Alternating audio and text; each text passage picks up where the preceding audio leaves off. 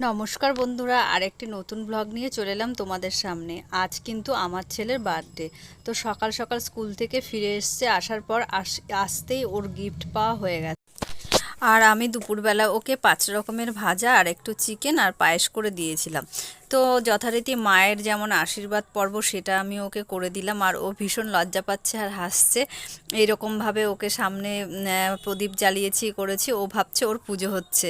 তো যাই হোক, এইরকম করে আমার খুব ইচ্ছে হচ্ছে আজকে নিজে হাতে খুব যত্ন করে ওকে খাইয়ে দেবো। অন্যদিন তো তাড়াহুড়োয় বকি, তুই নিজে খেয়ে নে এই সেই। তো আজকে মনে হচ্ছে না, আমি নিজে ওকে খুব যত্ন করে খাইয়ে দিই। কিন্তু আজকে ও বলছে আমি নিজে হাতে খাবো। তো ও একটু নিজে হাতে খেয়ে নিল, আর আমিও একটুখানি, আমি বললাম দাও আমি একটু খাইয়ে দিই, তারপরে তুমি খেও।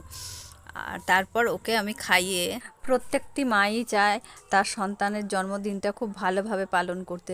যাই হোক, আমাদের এই অভাব অনটনের সংসারে সেভাবে আর পালন করা হলো না, খুব সাধারণভাবে করলাম। আর ওর দুটো বন্ধুকে সন্ধ্যাবেলায় আমি ডেকেছিলাম, তো তারা এসেছিল, ওর মধ্যে দিয়ে খুব মজা করে কিন্তু দিনটি কেটে গেল। কিন্তু আরও কয়েকজনকে আমার বলার ইচ্ছা ছিল, তো এবারে হলো না, তো কি হয়েছে, পরের বার নিশ্চয়ই হবে। আর রান্না করেছিলাম লুচি আর আলুর দম, চিকেন আর একটু রাইস করেছিলাম। আর এই মিলিয়ে সন্ধ্যাবেলা হয়ে গেল এটা খাওয়া দাওয়া। তো আমরা কিন্তু বার্থডেতে কেক অর্ডার আমরা করিনি, আমরা নর্মালভাবেই বার্থডেটা সেলিব্রেট করছিলাম।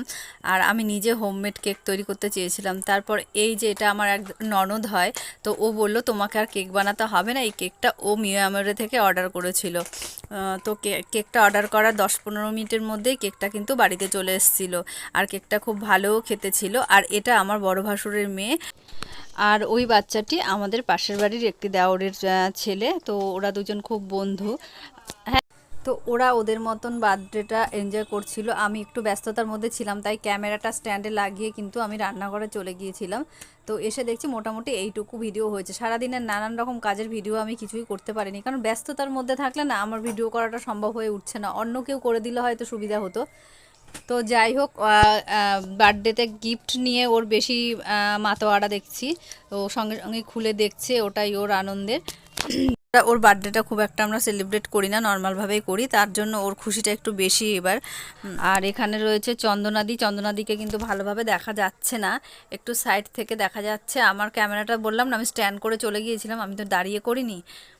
তারপর এই যে কেক খাওয়ার পর্ব চলছে। তো আর একজনকে বলেছিলাম আসার জন্য, সেটা হলো অদিতিদি আর মিঠাই। তো ওরা এসছে, একটু ফটো টটো তোলা হচ্ছে, তারপর ওরা খাবে। তো আজকের ব্লগটা এখানেই শেষ করলাম। তোমরা সবাই ভালো থেকো।